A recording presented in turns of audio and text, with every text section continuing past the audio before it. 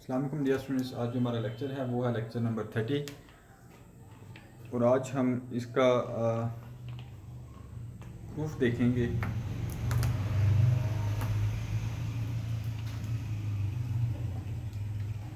Remaining questions का। तो find mean proportion हमने देखा था, इसका एक क्वेश्चन हम और देख लेते हैं। वो हमारे पास है देखिए एक्स स्क्वायर माइनस वाई का square comma x minus y over x plus y. तो आप इसको ये ले लें कि एक्स स्क्वायर माइनस वाई का square ratio C proportion C ratio x minus y over x plus y. ये क्या आ जाएगा हमारे पास, C square equal to x square minus y square into x minus y over x plus y. अब ये formula x square minus y square का खुलेगा, वो आएगा x minus y x plus y, फिर x minus y over x plus y. तो यहाँ से x minus y x plus y cancel, तो ये सी स्क्वायर इक्वल टू आ जाएगा एक्स माइनस वाई का होल का स्क्वायर। दोनों तरफ आप रूट ले लें तो C equal to x minus y हो जाएगा। इस तरह से आपने ये मेन प्रोपोर्शन जो भी है उनको सॉल्व करना है।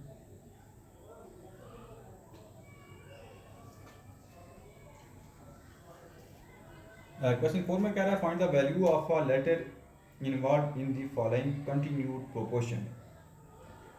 कि आपने जो लेटर इन्वॉल्व हो रहा है तो कंटिन्यूड प्रोपोर्शन का, तो वो आपने क्या करना है, फाइंड करना है। ठीक है, तो ये भी तकरीबन इसी तरह से होगा कि जैसे ये है कि 5 पी कामा 45।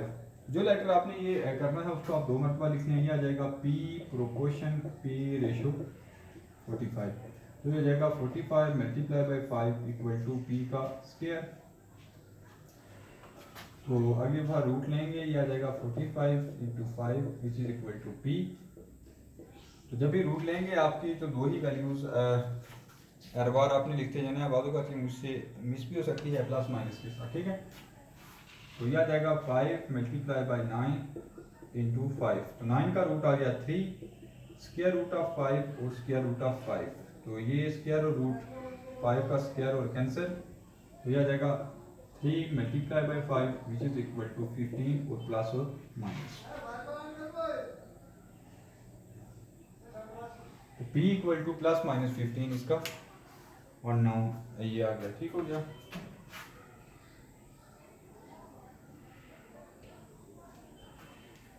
एक और क्वेश्चन को हम देख लेते हैं। वो हमारे पास है 7 कामा m माइनस 3 कामा 28। ये आ जाएगा 7 ratio m minus 3 proportion m minus 3 ratio 8। यह आ जाएगा 7 multiply by 8 which is equal to m minus 3 का स्क्वायर। ये हो जाएगा हमारे पास फिर 35 इक्वल टू m माइनस 3 का स्क्वायर।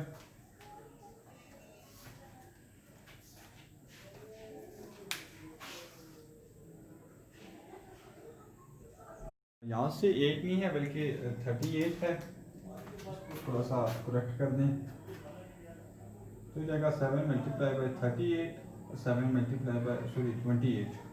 ठीक है, तो आज वाले स्टेप में हमने दोनों तरफ रूट लेना है। यह आ जाएगा m माइनस 3 का स्क्वायर का root which is equal to 7। 28 को आप देख लें क्या आता है इसका।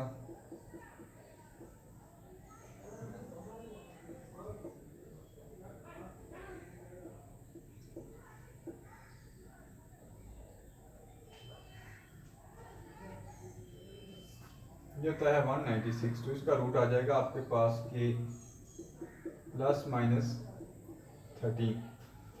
एक बार आप इसको प्लस के साथ लिखते हैं m minus 3 equal to plus 13 और m minus 3 equal to minus 13।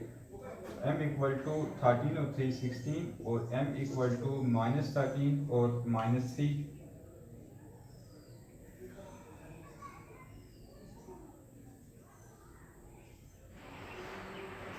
-13 और +3 विच इज़ इक्वल टू -10। तो m इक्वल टू 16 और -10 इसका आंसर आ जाएगा।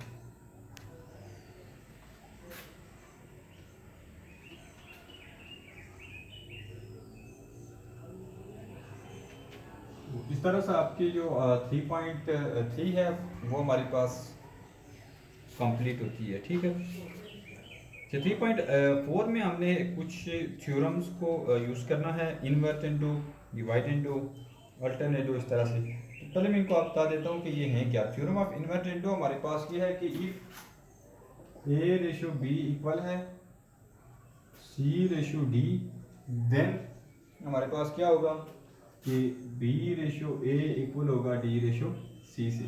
ये हमारे पास इन्वर्टेंडो है। इन्वर्टेंडो से मुराद ये है जी कि आपकी जो वैल्यूज़ हैं वो चेंज हो जाएंगी, A B की जगह चल जाएगा और B A की जगह, और इस तरह से। ये हमारे पास है इन्वर्टेंडो थ्योरम। फिर रहता है जी कि अल्टरनेंडो।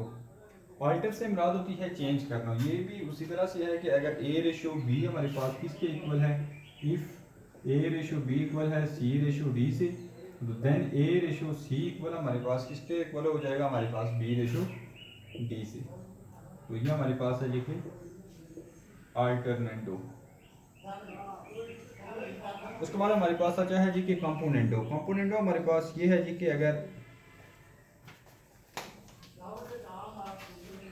ये कहता है कि A/B हमारे पास C/D के इक्वल हैं, तो देन हमारे पास क्या होगा कि A प्लस B/B इक्वल होगा C प्लस D/D के इक्वल, और हमारे पास A/A प्लस B इक्वल होगा C/C प्लस D। इसमें बेसिकली एक बार दूसरे में एडिशन आ रही है, एक मरतबा पहले में। इसमें आ जाएगी पहले में एडिशन, ठीक है। A प्लस B/B इसी तरह से आ गया, फिर C प्लस D/D, फिर इसमें दूसरे में एडिशन। तो ये हमारे पास है जी कंपोनेंडो। फिर है जी हमारे पास डिवाइडेंडो। डिवाइडेंडो हमारे पास ये है कि डिवाइडेंडो में हमारे पास सिंपल प्लस की जगह माइनस आता है। यहाँ पे भी माइनस आएगा, यहाँ पे भी, जहाँ जहाँ पे प्लस है वहाँ पे माइनस आएगा। फिर एक बार आपका कंपोनेंडो और डिवाइडेंडो दोनों मिक्स आते हैं। तो दोनों जो मिक्स आएंगे उसको हम कैसे डिफाइन करेंगे।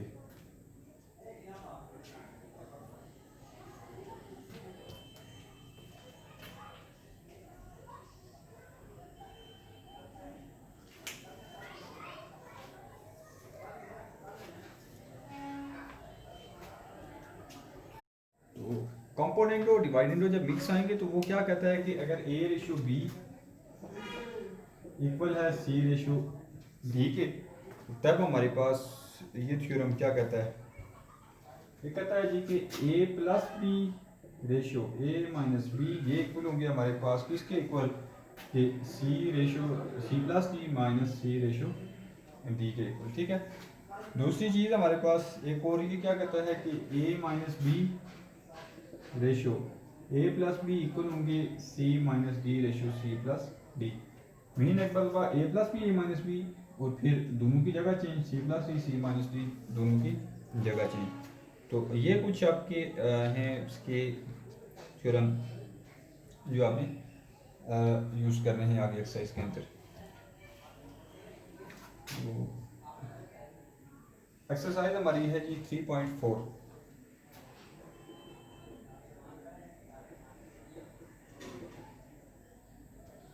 इसमें कह रहा है कि इफ A/B है C/D के इक्वल, देन